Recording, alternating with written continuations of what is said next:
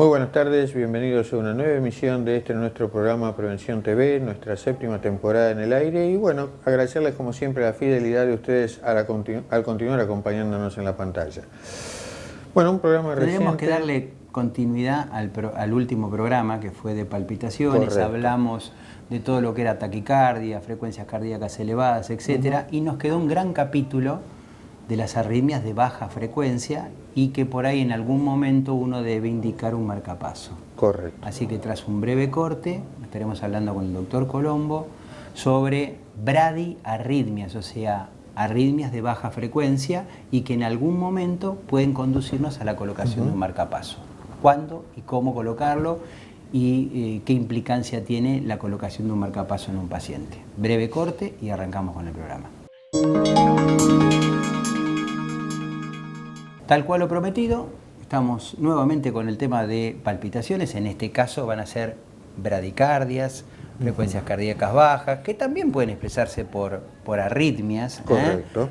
Entonces, la forma de presentación por ahí tendrá que ver con el flujo cerebral que me genere ese tipo de arritmias. O sea, estas arritmias son de baja frecuencia, por lo tanto estamos jugando con el flujo cerebral, y ese juego del flujo cerebral, es decir, la cantidad de sangre que nos llega hacia la cabeza, puede determinar que el paciente pueda hacer un episodio sincopal.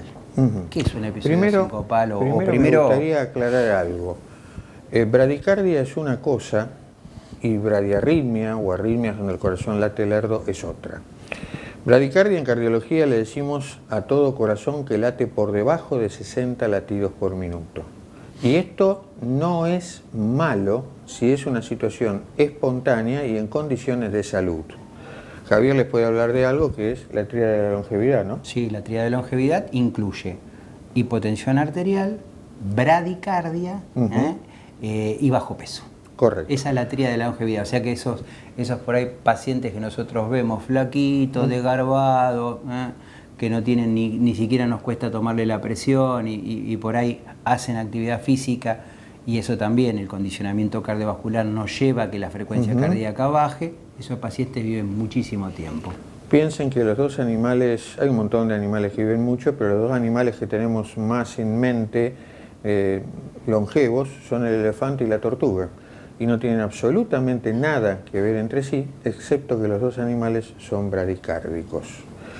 La bradicardia, como dice Javier, el elefante tiene 16 por minuto. Puede llegar a 16 por minuto, sí. Un pajarito, un canario, tiene 500 latidos por minuto. Por eso la vida del canario y por eso la vida del elefante, ¿no? Entonces, la bradicardia per se no es una mala condición. Piensen que, además, un deportista induce a través del ejercicio, a través del deporte, bradicardia.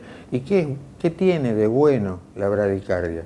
El corazón necesita menos nutrientes, menos oxígeno, cuanto menos latidos se requiere para andar por la vida. Entonces, bradicardia es una cosa, bradiarritmia es otra.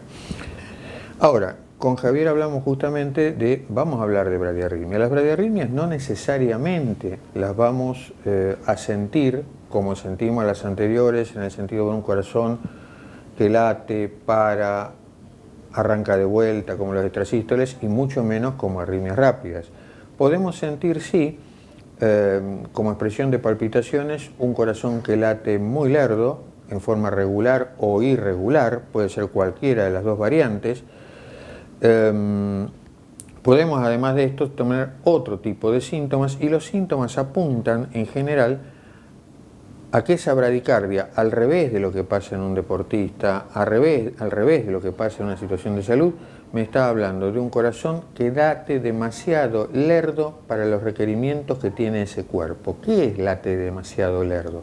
Normalmente late por debajo de 40 por minuto, y a menos de 40 por minuto, en general, el paciente siente cansancio, el paciente siente fatiga, porque ese corazón no llega a bombear la cantidad de sangre que ese cuerpo en movimiento necesita. Puede ser peor todavía, el paciente puede sentir mareos y el paciente puede perder el conocimiento. En estas circunstancias, ya el que no recibe lo que necesita es el cerebro, no le llega la suficiente cantidad de sangre, aun cuando llegara con presión totalmente normal, Y al no llegar la suficiente cantidad de sangre, cuesta mantener el equilibrio, cuesta mantener la conciencia, y uno debe plantearse en determinadas etapas de la vida si una pérdida de conocimiento es una cuestión inocente porque bajó la presión por situaciones X, que son varias, o si efectivamente hay una falla cardíaca que lleva a un latir demasiado lerdo que merece otro tipo de tratamiento. Otras veces esas bradicardias o bradicardias extremas son inducidas por algunos medicamentos. Correcto. Entonces uno también tiene que tener en cuenta lo que el paciente está tomando, así que es muy importante el interrogatorio. También es muy importante lo que ustedes nos transmiten respecto a las características de cómo es ese latido que ustedes sienten, de los episodios de mareo, bajo qué circunstancias aparecen, muchas veces cuando nos agachamos y nos levantamos bruscamente. ¿Por qué? Porque los reflejos presores no alcanzan a mandar el flujo adecuado y en ese momento puede sobrevenir un episodio sincopal.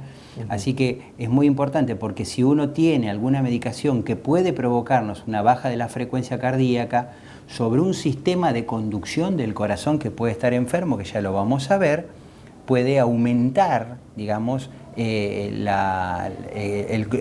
disminuir, digamos, el marcapaso fisiológico del corazón, que es el que nos indica la frecuencia cardíaca, y estar latiendo por debajo de eso. Y una de las cosas que suele ocurrir es que cuando nosotros tenemos una frecuencia cardíaca baja, hay un mecanismo compensador por parte del organismo, que es que sube la tensión arterial. Correcto. Entonces, lo que peor nosotros podemos hacer en ese caso puntual es bajarle la presión al paciente, porque ese es el mecanismo compensador por el cual me está mandando flujo hacia la cabeza porque la frecuencia cardíaca no me alcanza. Esto es muy fácil, ustedes toman la presión arterial, se van a encontrar con un paciente que por ahí tiene cifras de 20, 12, ¡uy, qué barbaridad! Todo el mundo mira la presión arterial y nadie mira que por ahí ese corazón está latiendo a 30 por minuto, y la presión sube porque necesita desesperadamente el cuerpo compensar ese andar en menos del corazón para que llegue suficiente cantidad de sangre y con esto oxígeno y nutrientes no solo al cerebro sino a todo el resto del cuerpo. Entonces es un mecanismo reflejo. Por otro lado, como bien decía hace un ratito Javier, normalmente cuando los problemas de bradiarritmia se presentan en un paciente, los síntomas suelen ser mareos y pérdidas de conocimiento. Pero como todos ustedes saben, esto es algo muy inespecífico, porque hay otro montón de situaciones que pueden dar tanto mareos como pérdidas de conocimiento, revestir ninguna gravedad o gravedad de otra índole, y es imperioso de esta manera hacer diagnóstico. Cualquiera sea la edad, si se presentan estos síntomas, siempre hay que concurrir a la guardia más cercana que uno tenga y después al médico, porque muchas veces uno se marea, uno pierde el conocimiento, se recuperó espontáneamente en muy pocos minutos o hasta segundos, y después, si todo transcurre normalmente hasta el próximo episodio, es muy difícil saber o detectar qué pasó. Pero ese paciente se merece una batería de estudios, que después lo vamos a ir detallando, que nos van a aportar esos estudios para determinar probablemente el origen del episodio ese. Un primer indicio para pensar en un corazón que late muy despacio por debajo de las posibilidades es la edad. Si uno pierde el conocimiento con 15 años, pueden ser un montón de cosas peligrosas y no peligrosas, pero difícilmente se trate de un andar demasiado lerdo del corazón. Muy distinto si el evento ocurre cuando el paciente tiene 80 años. Aquello que era una posibilidad remota a los 15 se transforma de golpe en la primera posibilidad por el solo hecho de la edad. ¿Por qué por el hecho de la edad? 40% de los marcapasos a todo esto se colocan en ochentones, hoy por hoy. Nuestro corazón funciona por electricidad, como buena parte de todo nuestro cuerpo. No es una corriente de 220, por lo tanto ninguno de nosotros tiene la más mínima evidencia o la más mínima constancia de que dentro nuestro esté fluyendo una corriente eléctrica. Esa electricidad se transmite al músculo cardíaco, que a su vez es un músculo, digamos, especial, y se contrae, lo hace latir. Esta electricidad se genera en un único punto en un corazón normal, no tiene importancia el nombre hoy por hoy. Desde ese punto se transmite por diferentes redes a una estación donde se regula, se almacena, se distribuye electricidad, y de ahí por dos ramas. Déjalo ahí. Y por 2 ramas o por 2 cables, ya que hablamos de o por electricidad. 2 cables llega a... El resto. Vamos a un corte. Al corte. Vamos a un corte, no toque el control remoto, va a ver hasta dónde llega y qué implicancia tiene esto para que usted pueda tener un episodio sin copal o no. Breve corte y continuamos con el programa.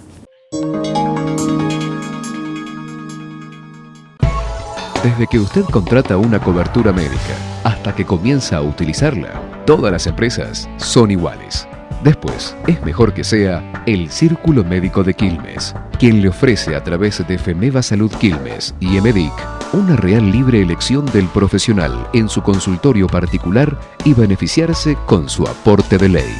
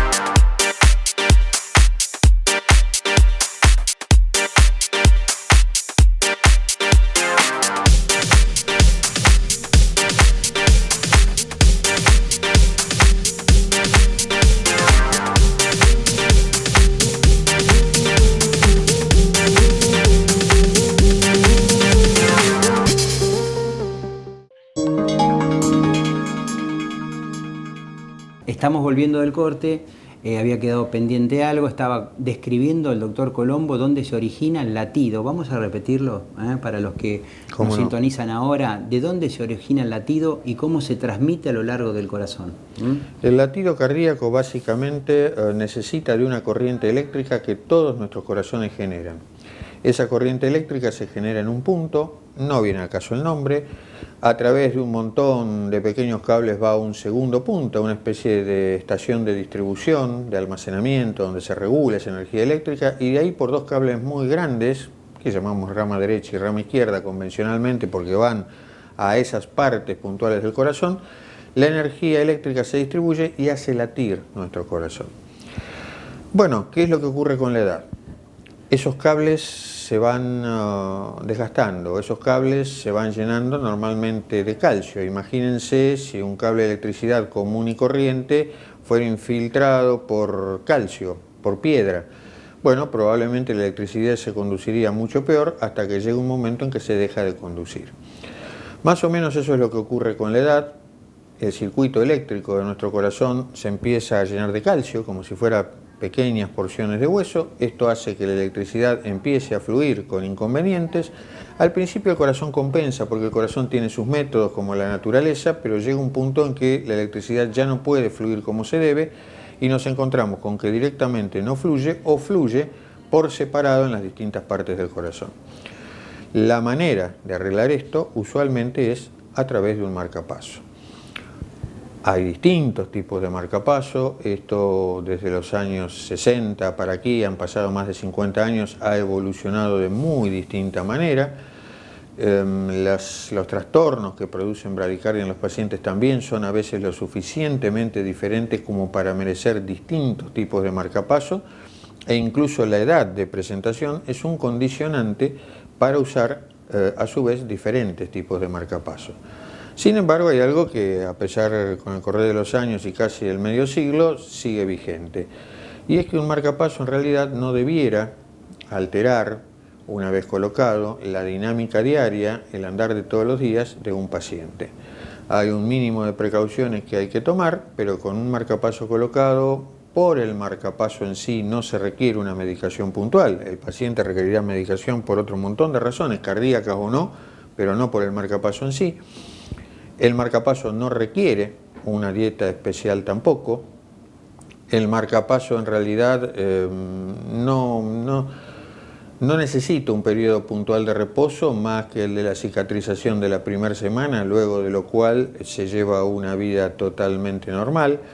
El marcapaso a su vez tampoco condiciona si el paciente tuviera necesidad de cirugías posteriores, un tipo de anestesia o de cirugía en particular, y algunos de los problemas que teníamos años atrás han empezado a desaparecer. Todos aquellos que tienen marcapasos saben que uno no se podía exponer a un campo magnético. Para aquellos que nunca le pusieron un marcapaso, ¿dónde se coloca el marcapaso? Bien, el marcapaso, vamos a hablar de una situación estándar, no de una situación compleja. El marcapaso en realidad se coloca en el tórax. Normalmente el cirujano va a buscar una vena, esa vena es subclavia, en el territorio de la subclavia, debajo de nuestras clavículas, por eso es subclavia. Una vez que encuentra el lugar exacto, va a hacer una punción y a través de esa punción va a desplazar un catéter. Un catéter es para nosotros una sondita. Piensen en la cadena que cualquiera de nosotros puede llevar al cuello para que tengan una idea del grosor, nada más, porque no es como la cadena en sí. Ese catéter se va a desplazar guiado por una pantalla de televisión hasta la punta del corazón derecho, o bien hasta la punta del corazón derecho y hasta la aurícula derecha también, si el tipo de marcapaso fuera así. Eso se monitorea a través de esa misma pantalla de televisión que sea la ubicación correcta, se prueba y una vez que se prueba, esa sondita se conecta a lo que hoy es una computadora, en definitiva, que queda alojada debajo de la piel en lo que nosotros llamamos bolsillo. ¿Qué es lo que hace la computadora? La computadora registra permanentemente el electrocardiograma y ahí donde está la falla eléctrica, ahí donde falta el latido, ahí la computadora va a mandar ese impulso eléctrico que le falta al corazón, va a sustituir el circuito eléctrico del corazón y va a hacer que el músculo siga latiendo. Habitualmente se coloca una frecuencia de 60 por minuto, es decir, si la frecuencia del paciente baja a los 60, el marcapaso es inteligente y empieza a latir. Si la frecuencia está por encima, porque el paciente hizo algún tipo de actividad física por ahí o caminó, lo que sea, está por encima de los 60, el marcapaso queda quietito, inhibido. Entonces el marcapaso está programado para que si nuestra frecuencia cardíaca en algún momento del día baja por debajo de 60, se ponga en marcha. Los marcapasos, como dijo Fernando, hay de dos cablecitos.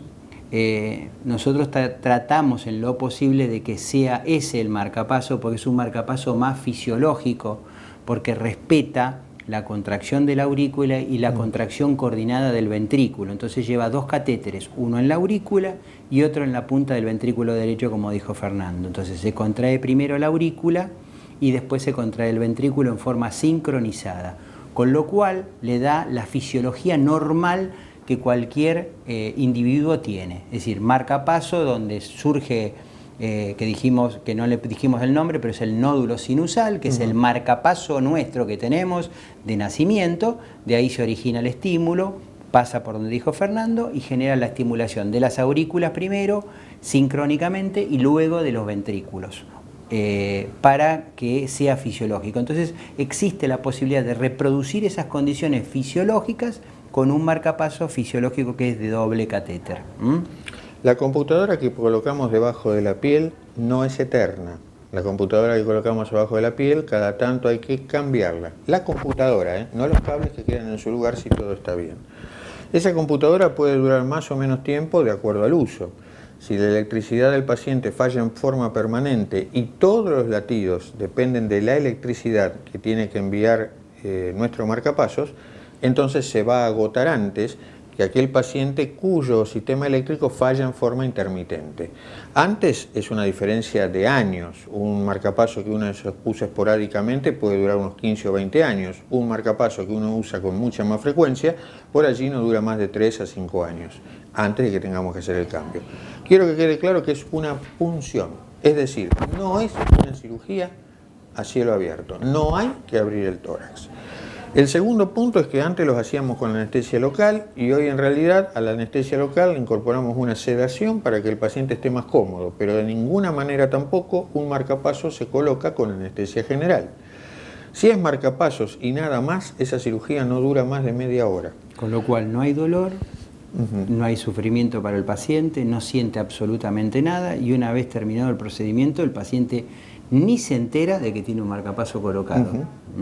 Así que todos los miedos y los temores que pueden surgir ante la eventualidad de una indicación de la colocación de un marcapaso realmente no justifican de ninguna manera, no hay ningún inconveniente para el paciente y es relativamente simple, en general no existen complicaciones, salvo lo que dijo Fernando, que puede hacer que haya alguna pequeña infección en el bolsillo donde se coloca el marcapaso, que eso con tratamiento antibiótico se corrige y nada más.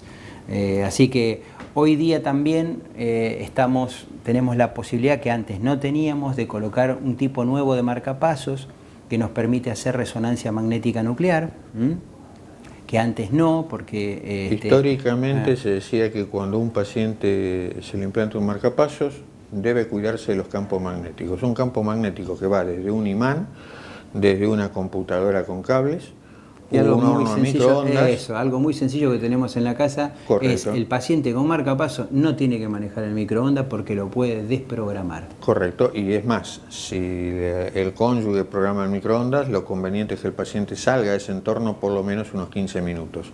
Y por lo mismo de los campos magnéticos, piensen en esto, un ochentona que se le coloca un marcapaso, no se le puede hacer una resonancia de rodilla. Entonces, esto era hasta el último año y medio.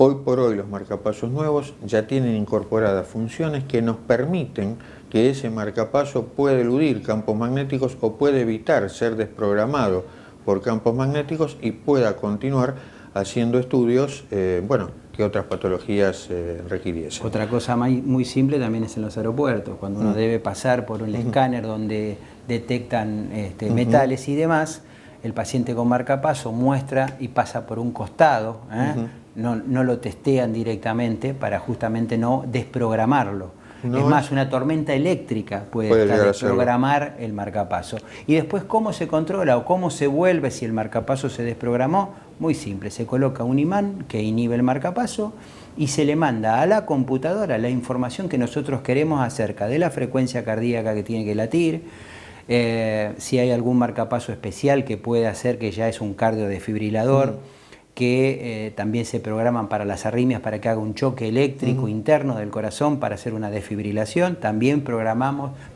toda la arritmia. Nosotros podemos alterar cualquier función del marcapaso desde afuera. Javier habló hoy de una frecuencia cardíaca mínima de 60, pero también de acuerdo a la actividad del paciente, el marcapaso puede acelerar o acelerar para acompañarlo. Hay sensores dentro de los marcapasos modernos que permiten que si un paciente corre, no quede la frecuencia fija en 60 porque no le va a alcanzar y se va a cansar, y pueda ese marcapaso de alguna manera inducir una especie de taquicardia para acompañarlo en el ejercicio. Todas esas cosas se vuelven a programar computadoras mediante que cada tipo de marcapaso puntual tiene para poder adecuarlo. Bueno, lo que no está adecuado es el tiempo, ¿no? Sí, ya está, se terminó el programa, lamentablemente tendríamos que seguir hablando, pero creo que a grandes rasgos entendieron lo que es un marcapaso, para qué sirve, las indicaciones y cómo cuidarse en lo doméstico. Acuérdense del microondas, es muy importante, el tema de los campos magnéticos para no desprogramarlo. Vamos a un breve corte y cerramos el programa. Bueno, esperamos que el programa del día de la fecha haya sido del agrado de todos ustedes. Cualquier duda que tengan nos pueden consultar a través de nuestra página en Facebook y sugerirnos temas. Nos importa mucho los temas que ustedes nos sugieren, que nos dan la posibilidad de traerles las inquietudes de los pacientes, volcarlas acá, y siempre les sirve a otro paciente o a otro grupo de pacientes. Así que muchas gracias por estar ahí, muchas gracias a nuestros sponsors que hacen posible la realización de este programa, y dentro de 7 días nos encontramos en una nueva edición de Prevención TV. Muy buenas tardes y hasta entonces. Hasta entonces.